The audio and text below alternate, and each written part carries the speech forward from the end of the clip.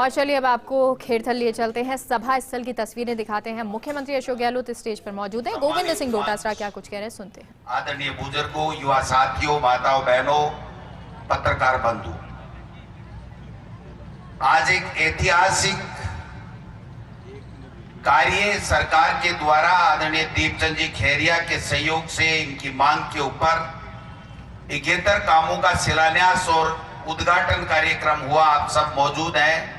मैं आप सबको, क्षेत्र के लोगों को इसके लिए बहुत बहुत बधाई देता हूं और हमारे मुख्यमंत्री जी और हमारे विधायक जी खैरिया साहब को और तमाम कांग्रेस के मंच पर बैठे नेताओं को धन्यवाद देना चाहता हूं।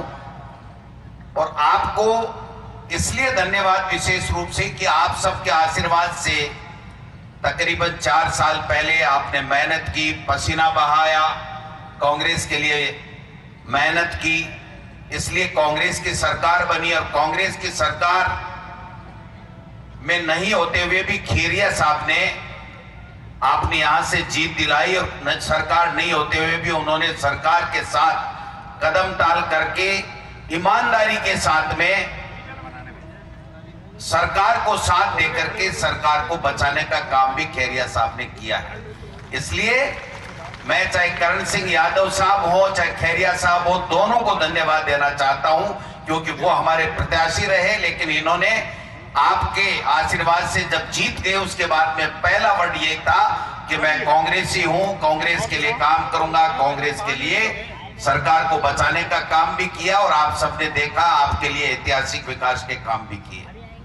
ये पहला मौका है, ये पहला मौका है जब इस तरीके से 71 कामों का एक साथ लोकार्पण और उद्घाटन और शिलान्यास कार्यक्रम किसी एक विधानसभा क्षेत्र में होना और मुख्यमंत्री की और आप सबकी मौजूदगी में, ये सब आपके कारण से संभव हुआ है क्योंकि आपने कांग्रेस की सरकार बनाई। आपने जब मौका दिया तो आपने देखा होगा कि सबसे पहले हमारी सरकार ने, किसानों की हितैषी सरकार ने, किसानों का जो ऋण था उसका नेशनलाइज्ड बैंकों को छोड़ करके तमाम किसानों की ऋण माफ करने का काम किया। उसके बाद में एक से बढ़कर के एक आपकी योजनाएं, फ्लैगशिप योजनाएं आपने देखा होगा कि कितनी कॉलेजें खुली हैं, कितनी महात्मा गांधी अंग्रेजी माध्यम की स्कूलें खुली, मुख्यमंत्री चिरंजीव योजना जिससे 10 लाख रुपए तक का आपका बीमा पूरे परिवार का, किसी भी व्यक्ति को अगर बीमार हो गया तो उसके इलाज के लिए आपको 1 रुपया खर्च करना नहीं पड़ेगा। 50,000 रुपए तक प्राइवेट स्कूल में अंग्रेजी मीडियम में अपने बेटे और बेटी को पढ़ाने के लिए खर्च करने पड़ते थे, वो पैसे आपको खर्च नहीं करने पड़ रहे हैं। और आज 12,000 रुपए, 1,000 रुपए एक साल में, 12,000 रुपए यानी 10 HP तक का किसान का कृषि कनेक्शन का बिल इस राजस्थान की सरकार, अशोक गहलोत जी के नेतृत्व की सरकार ने आपको फ्री करने का काम किया। घरेलू बिजली में भी छूट देने का काम किया है। एक से बढ़कर के एक योजनाएं लॉन्च करने में मैं समझता हूं हिंदुस्तान में अगर कोई सरकार होगी तो वो राजस्थान की सरकार होगी जो 3600 कौमों को साथ लेकर के हर वर्ग के कल्याण के लिए काम कर रही है।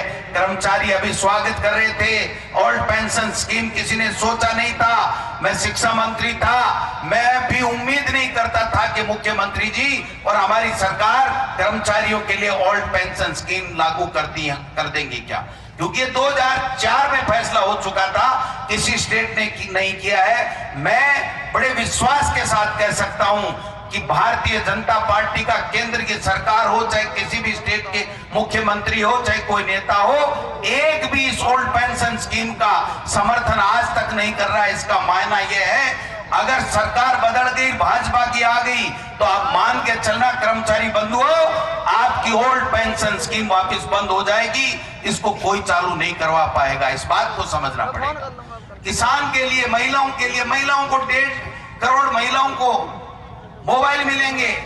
आप देखिए एक से बढ़कर के एक योजना में कितनी बातें गिनाऊं, जितनी गिनाऊंगा कम है। माननीय मुख्यमंत्री जी को भी बोलना है। मैं तो ये कह सकता हूं कि ये कांग्रेस की सरकार कांग्रेस के कार्यकर्ताओं के खून पसीने से बनी हुई है। इसमें कांग्रेस के कार्यकर्ताओं का मान सम्मान होता रहा है, होता रहेगा और आपके बलबूते पे 2023 में पुनः हम कांग्रेस की सरकार लाएंगे। आप सबको जो विकास की कोई कमी रह गई हो।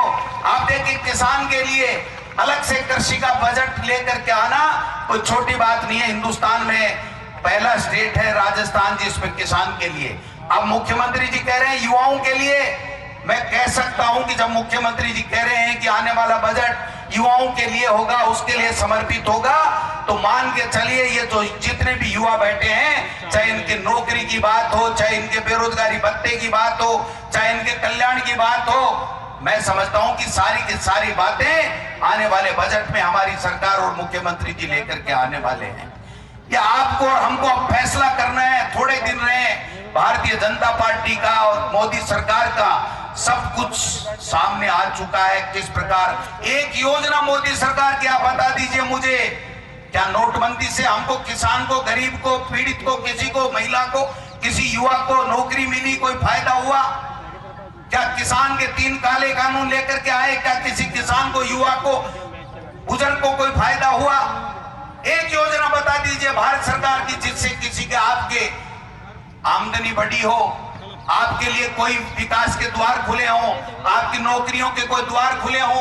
एक काम इसका नहीं है। अगर कोई काम किया तो चंद उद्योगपति मित्रों को फायदा पहुंचाने का काम इस नरेंद्र मोदी जी की सरकार ने और केंद्र की एनडीए सरकार ने किया है।